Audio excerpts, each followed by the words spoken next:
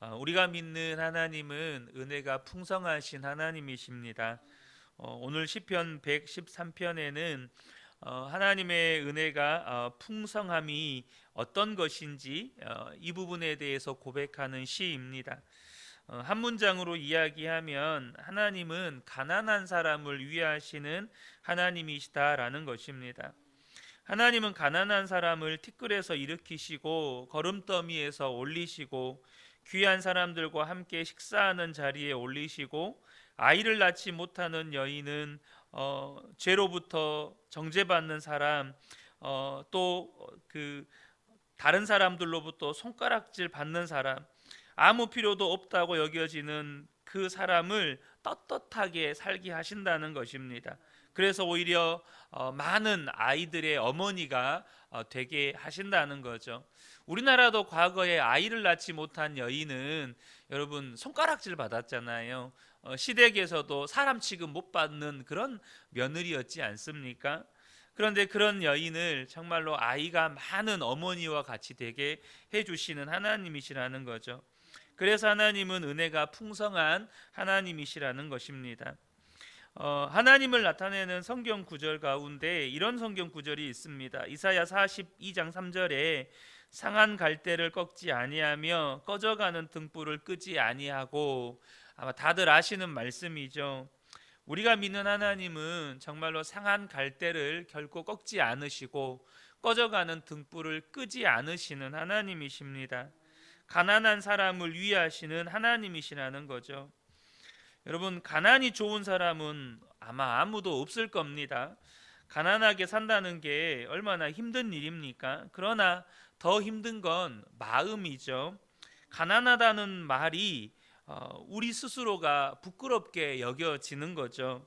그래서 교회를 섬겨오면서 이렇게 경제적으로 어려운 성도님들을 뵈면 그분들 안에 가난을 부끄럽게 여기는 분들을 종종 보게 됩니다. 그래서 때로는 가난 때문에 가족이나 친지들에게 복음도 못 전하고 또 성도님들과 교제하는 것조차도 꺼려하시는 분들을 뵙게 돼요. 또 가난은 이상하게 자기가 죄인이라는 느낌을 주기도 합니다. 하나님은 사랑하신다면서 왜 나를 이렇게 부요하게 해주지 않으시는가? 내가 가난한 것이 하나님이 나를 버리신 것은 아닐까?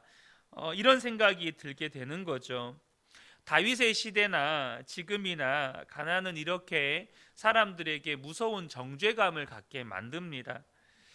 그런데 오늘 본문, 이 본문의 저자인 다윗은 놀라운 고백을 합니다. 하나님은 가난한 자를 위하시는 하나님이시라는 거예요. 그 가난한 사람들을 위하는 정도가 어느 정도냐면 하나님이 스스로 낮추셔서 가난한 자들과 함께 되실 정도로 하나님은 가난한 자들을 위하시는 분이시라는 겁니다. 6절에 보면 스스로 낮추셔서 하늘과 땅을 두루 살피시고 라고 말씀합니다. 하나님은 그런 하나님이시라는 거죠. 다윗은 먼저 하나님이 얼마나 높으시고 하나님의 영광이 얼마나 큰지에 대해서 고백을 합니다. 하나님이 스스로 낮추었다는 것이 얼마나 놀라운 은혜인지를 이렇게 말하고 싶어서 하나님의 영광을 먼저 이야기하는 거예요. 2절부터 5절을 보면 지금부터 영원까지 주님의 이름이 찬양을 받을 것이다. 해 뜨는 데서부터 해 지는 데까지 주님의 이름이 찬양을 받을 것이다. 주님은 모든 나라보다 높으시며 그 영광은 하늘보다 높으시다. 주 우리 하나님과 같은 이가 어디에 있으랴. 그렇게 하나님을 지금 다윗이 노래를 합니다. 그런데 그 하나님이 가난하고 궁핍하고 죄인 취급당하는 사람들을 위해서 스스로 낮아지셨다는 거예요. 여러분, 우리 하나님은 가난한 사람을 도우라, 나그네와 고아와 과부를 도우라, 그들을 사랑하라 이렇게 말만 하시는 분이 아니십니다. 실제로 하나님은 가난하게 되신 분이세요.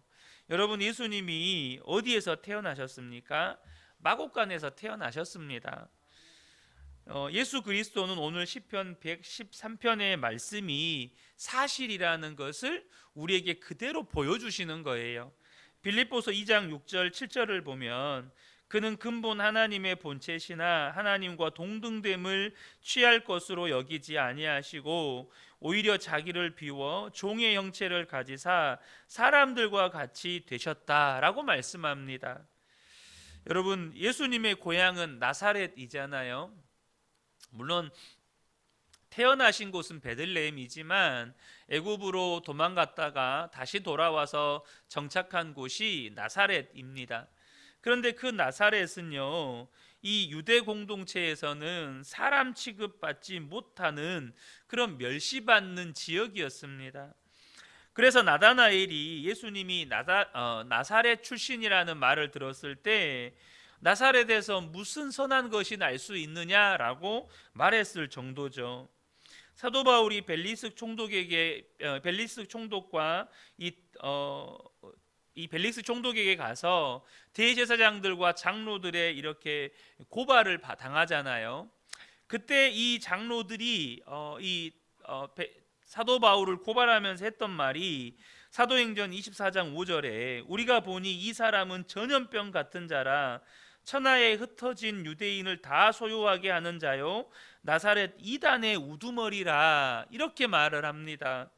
그러니까 여러분, 당시의 나사렛은 그 사람들로부터 이단 취급을 받던 지역이었습니다. 여러분, 지금 하나님이신 예수님이 그런 나사렛에서 자라셨습니다. 하나님이 그런 대접을 받으신 거죠. 이것은 가난하고 궁핍하고 죄인 취급을 받는 사람들에게는 복음과도 같은 겁니다. 무슨 말이냐면 여러분, 복음서를 읽어보면 예수님 주변에 모여들었던 대부분의 사람들은 당시 사회에서 가난하다고 손가락질 받았던 사람들이었습니다. 또 죄인 취급받았던 사람들이에요. 세리, 7 귀신 들렸던 여인, 그렇게 그러니까 당시에 가난하고 죄인 취급받았던 사람들이 다 예수님 주변에 몰려들었던 사람들이었다는 거죠. 그래서 당시 꽤 괜찮은 사람들, 소위 세상에서 존경받는 사람들, 사회적 지위가 높았던 사람들은 예수님께 오는 것을 다 꺼려했습니다. 그래서 예수님은 죄인의 친구라는 별명까지 가지고 있으셨어요. 하도 예수님 주변에 죄인들만 몰려 있는 것처럼 보이니까. 열린 마음의 소유자였던 니고데모 같은 사람도 예수님을 한번 만나보고 싶은데 예수님을 만나면 주변에 있는 이 바리새인들이나 지도자들한테 손가락질 당할 것 같으니까 낮에는 못 찾아오고 한밤중에 예수님을 찾아왔을 정도로 사회적 지위가 있었던 사람들은 예수님과 함께하는 것을 불편해했습니다. 여러분, 근데요, 교회는 어떤가요? 요즘에 오늘날 한국 교회는 어떻습니까? 교회는 그렇게 가난한 사람들, 죄인들의 친구이신 예수님의 몸이잖아요. 가난한 사람들, 죄인들의 친구인 예수님이 교회의 머리시잖아요. 그런 교회는 어쩌냐는 거죠. 사실 교회를 가만히 들여다보면 교회조차도 세상에서 잘 나가는 사람들, 지체가 높은 사람들, 그런 사람들을 환영합니다. 그리고 오히려 가난하고 궁핍하고 죄인이라고 손가락질 받는 사람들이 교회에 오면 왠지 불편해해요. 여러분, 우리 교회는 어떻습니까? 가난하고 궁핍하고 죄인이라고 손가락질 받는 사람들이 편안하게 올 수 있는 교회인가요? 필립 얀시가 쓴 책에 시카고에서 빈민들을 사역하고 있는 친구가 있었는데 어느 날 그 친구로부터 마음 아픈 이야기를 들었다는 거예요. 하루는 매춘부를 상담하는데 이제 나이가 들고 병들어서 더 이상 매춘 일을 하지 못하게 돼서 먹고는 살아야겠고, 그래서 뭘 했냐면 2살 된 어린 딸을 변태 성욕자에게 돈 받고 팔았다는 거예요. 그 이야기를 듣는데 이 필립 얀시의 친구가 속에서부터 토할 것 같은 메스꺼움이 느껴지더라는 거예요.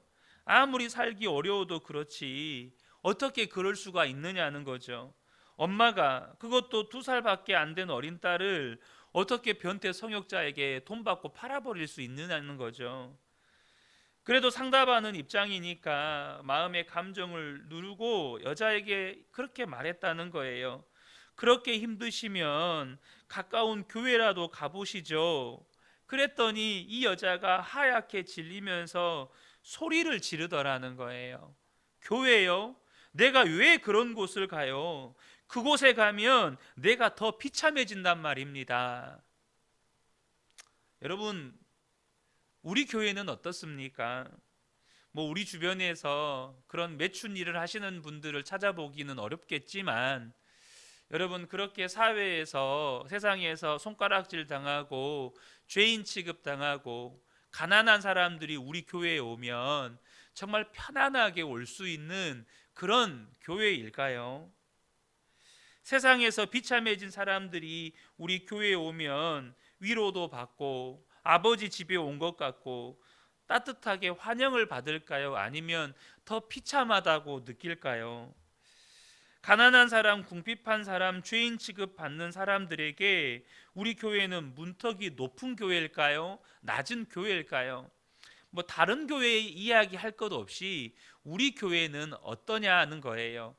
죄인들의 친구였고 가난한 사람들의 친구였던 예수님이 머리시라면 교회도 죄인들의 친구여야 하고 가난한 사람들의 친구여야 하고 사회적인 약자의 친구여야 합니다. 우리가 정말로 예수님을 만났고 진짜 거듭난 사람이라면 여러분, 그것을 제일 먼저 아는 사람들은 가족입니다. 함께 사는 가족은 내가 예수 믿는 것을 모를 수가 없어요. 내가 변한 것을 모를 수가 없습니다. 가족을 속일 수는 없는 거죠. 그런데요, 또 한 사람이 있는데요. 그것은 우리 주변의 가난한 사람들이에요. 가난한 사람들이 예수 믿는 우리를 볼 때 달라졌다고 느껴야 한다는 겁니다. 아, 저 사람은 변했구나. 저 사람은 정말로 거듭났구나. 아, 저 교회는 진짜 예수님을 믿는 교회구나. 이렇게 되어야 한다는 겁니다. 마태복음 25장 40절을 보면 임금이 대답하여 이르시되 내가 진실로 진실로 너희에게 이르노니 너희가 여기 내 형제 중에 지극히 작은 자 하나에게 한 것이 곧 내게 한 것이니라. 여러분, 지극히 작은 자 한 사람에게 한 것이 예수님에게 한 것이라고 성경은 분명히 말씀합니다. 그러므로 예수를 믿는 우리는 가난한 자들, 궁핍한 자들, 죄인 취급받는 사람들을 바라보는 시선이 달라야 돼요. 그들은 누구입니까? 우리가 섬겨야 할 예수님이세요. 우리가 섬겨야 할 예수라는 거예요. 전에는 가난한 사람, 궁핍한 사람, 죄인 취급받는 사람 보이지도 않았어요. 하지만 이제는 우리가 예수를 믿는 게 분명하다면 그들이 예수님처럼 보여야 한다는 겁니다. 그러므로 여러분, 달라지는 거죠. 우리 교회의 문턱이 높은지 낮은지는 우리의 마음에 가난한 자들, 궁핍한 자들, 죄인들을 어떻게 바라보느냐로 달라지는 겁니다. 가난한 사람들을 보면 환영하게 되고 반기게 된다면 우리 교회는 문턱이 낮은 교회고 예수님 닮은 교회예요. 우리 마음에 왠지 가난한 사람이 꺼려진다면, 왠지 가난한 사람과 함께하기 부담스럽다면 우리는 문턱이 높은 겁니다. 특별히 이 시대는 상대적인 빈곤에 허덕이는 사람들이 많아요. 과거보다 분명히 경제적인 수준도 높아졌고 의학도 발달했지만 여전히 건강의 문제에서 자유롭지 못한 분들이 많고 또 정신적으로 문제가 있는 성도들도 많습니다. 제가 극동방송 소망의 기도를 섬기다 보면 정말 그 정신적인 문제, 그러니까 우울증이나 공황장애나 이런 정신질환을 기도 제목으로 내놓는 분들을 종종 만나게 됩니다. 여러분 근데 그거 아십니까? 예수님 당시에 예수님께 모여든 사람들이 대부분 그런 사람들이었어요. 가난한 사람들, 병든 사람들, 귀신 들려서 정신적으로 문제가 있는 사람들, 그런 사람들이 예수님께 모여들었어요. 그러면 여러분 교회는 어떤가요? 교회가 예수님이 머리시고 우리 교회가 그 예수님의 몸이라면 교회에는 당연히 정신적으로 문제가 있는 사람들이 와야죠. 당연히 가난하고 궁핍한 사람들이 와야죠. 당연히 육체적으로 건강하지 못한 사람들이 와야죠. 그리고 예수님 때문에 치료되고 회복되고 하나님 나라의 의의 나무들로 세워져야죠. 여러분 그게 교회 아니겠습니까? 가난한 사람들이 교회에 와서 부유해지고 병든 사람들이 교회에 와서 회복되고 죄인들이 교회에 와서 의인되고 정말로 수많은 삶의 문제를 안고 살아가는 사람들이 교회에 와서 예수님 만나서 회복되는 그런 은혜를 누려야 그게 교회인 겁니다. 그런데 우리가 과거에 그랬어요. 우리가 예수님을 알기 전에 가난했고 병들었고 죄인이었고 정말로 정신적으로 문제가 있었던 그런 사람들이었습니다. 그런데 예수 믿고 우리가 건강해졌어요. 예수 믿고 우리가 부유해졌습니다. 예수 믿고 정말로 사람 됐어요. 정말로 하나님의 원수에서 예수님의 사람 됐다고요. 그러면 이제 우리도요, 또 다른 그런 사람들이 교회에 왔을 때 정말로 예수님 때문에 회복되는 것을 꿈꾸셔야 합니다. 그리고 그것이 우리의 기쁨이어야 돼요. 아, 저분이 예수님 때문에 회복됐네. 아, 저분이 예수님 때문에 그 묶였던 데서 풀려졌네. 그걸 보고 함께 기뻐하고 축하해주고 함께 또 그 은혜를 누려가는 그런 교회가 되어야 한다는 것입니다. 저는 우리 그 은혜 교회가 정말로 주님이 기뻐하시는 교회가 되었으면 좋겠습니다. 누구든지 교회에 와서 자유함을 얻고 구원함을 얻고 정말로 소망과 기쁨을 회복하는 교회, 그런 교회로 우리 모든 성도님들이 다 함께 만들어 가시기를 예수님의 이름으로 축복합니다. 아멘.